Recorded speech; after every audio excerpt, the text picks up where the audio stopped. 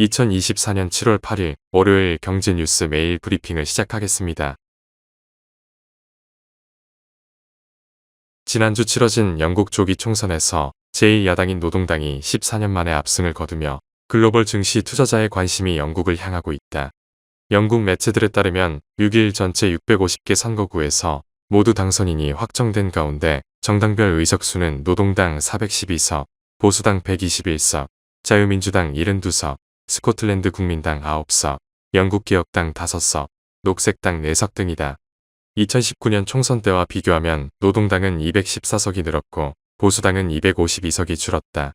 시장에서는 영국이 보수당 집권 시기인 2020년 유럽연합을 탈퇴한 것을 전후해 경기 침체가 이어지는 가운데 노동당이 EU와 관계를 재설정하며 돌파구를 마련할 것이라는 기대감이 돈다. 오는 8월 영국이 기준금리를 인하할 것이라는 예상도 따른다. 다음 뉴스. 이란 대통령 선거에서 1인자의 최측근을 제치고 개혁파 대통령이 당선되는 이변이 발생했다. 현지 시간 6일 이란 내무부는 대선 결선 투표가 잠정 완료된 결과 개혁 성향의 마수드 페제시키안 후보가 54.8%의 득표율로 당선됐다고 밝혔다. 지난 5월 불의의 헬기 사고로 세상을 떠난 에브라임 라이시, 이란 대통령 후임 후보들이 물망에 오를 때만 해도 예상하지 못했던 결과다. 이란 최고 지도자에게 서방과의 관계 개선을 촉구할 수 있는 인물로 기대를 모았고 미국과의 핵 합의 복원, 히잡 단속 완화를 비롯한 혁신적인 공약에도 표가 쏠렸다. 그러나 미국은 이란의 근본적인 태도 변화는 기대하지 않는다는 입장이다.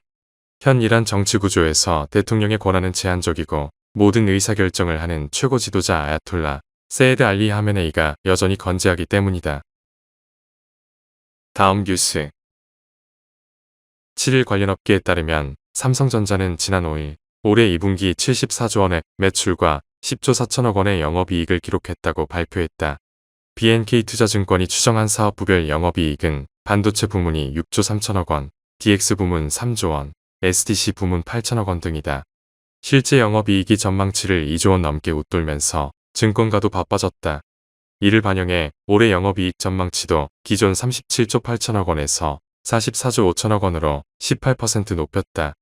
실적 전망이 개선되면서 증권가는 삼성전자의 목표 주가도 속속 상향하고 있다. 다음 뉴스. 현재 원가 이하로 공급 중인 민수용 도시가스 요금이 다음 달부터 6.8% 인상된다. 한국가스공사는 주택용 도시가스 도매 요금을 서울시 소매 요금을 기준으로 메가줄당 현재 20.885사원에서 22.295사원으로 1.41원 올린다고 7일 밝혔다. 가스공사는 또 음식점과 목욕탕, 구내식당, 임용업, 숙박업, 수영장 등에서 쓰이는 일반용 도매요금은 메가줄당 1.30원 올린다고 덧붙였다.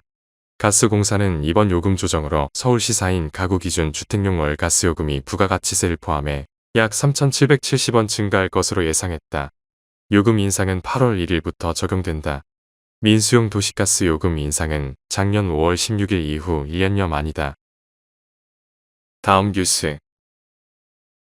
2022년 11월 출범한 글로벌 해상풍력연합에 한국이 21번째 회원국으로 가입한다.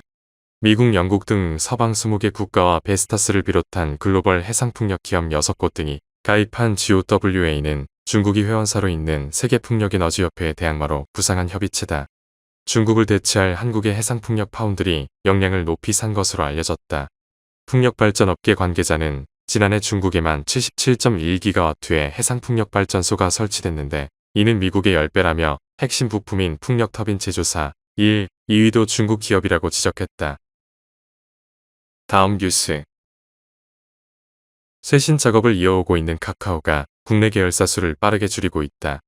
한때 147개에 이르렀던 계열사 수가 꾸준히 줄어들고 있는 가운데 최근 한 달 동안 3개 더 감소해 125개까지 축소된 것으로 집계됐다. 실제로 카카오는 올해를 선택과 집중의 원년으로 삼고 오픈링크의 독립 애플리케이션 출시와 오아오아 에피 등 향후 비전과 맞지 않는 사업들을 접고 있다. 동시에 인력과 재원을 카카오가 미래 성장 동력으로 꼽은 AI 사업에 투자하겠다는 전략이다. IT 업계를 중심으로 경영 효율화 기조가 이어지면서 다른 대기업들도 계열사 줄이기에 나서고 있다. 최근 NHN에드가 개발 자회사 11시 11분을 흡수 합병한 가운데 NHN은 연말까지 현재 77개에 달하는 계열사 수를 70개 이하로 줄일 방침이다. 다음 뉴스.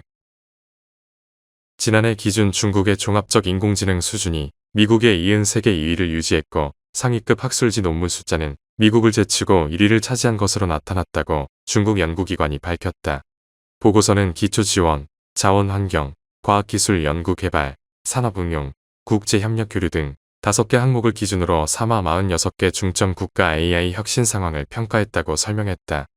그러면서 작년 평가에서 미국과 중국이 확고하게 최상급 단계에 속했고 양국 총점은 다른 국가들에 비해 확연히 높았다고 전했다. 상급 학술지에 실린 AI 논문 점유율은 중국이 36.7%, 미국이 22.6%였고 특허 점유율은 중국이 34.7%, 미국이 32%로 각각 나타났다. 또 지난해 산업계가 개발한 머신러닝 모델이 모두 176개로 학계 개발량의 3.5배를 기록하는 등 산업계 주도 추세가 뚜렷해졌고 작년 한 해 미국, 프랑스, 중국, 이스라엘, 영국 등을 중심으로 AI 투자가 확대돼 신생 기업 숫자가 2022년 대비 21.5% 늘었다고 설명했다. 다음 뉴스.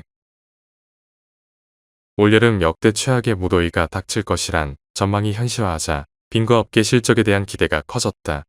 빙과업계에서는 통상 3분기를 대목으로 꼽는다. 무더위에 아이스크림 매출이 급증하는 여름 성수기가 포함되어 있기 때문이다. 올해는 무더위가 일찍 찾아오면서 벌써 실적 개선세가 나타나고 있다. 해외에서 K푸드 인기가 빙과류로 확산하고 있다는 점도 고무적이다. 관세청에 따르면 지난해 국내 빙과업체의 아이스크림 수출액은 9,309만 달러로 사상 최대치를 기록했다. 국내에선 건강을 중시하는 제로 트렌드에 발맞춰 당류와 칼로리를 뺀 제품을 경쟁적으로 쏟아내고 있다. 빙과업계 1위를 두고 두 회사의 각축전은 뜨겁게 달아오르고 있다.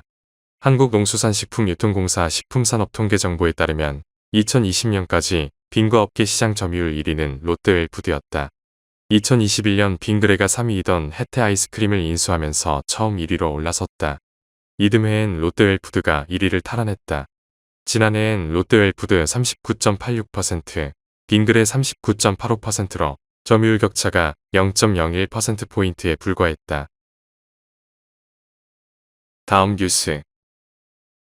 하나은행이 고시한 7월 5일 오후 11시 58분 원달러 환율은 1382.50원입니다. 시청해주셔서 감사합니다. 더 좋은 영상을 위해 구독, 좋아요 부탁드립니다.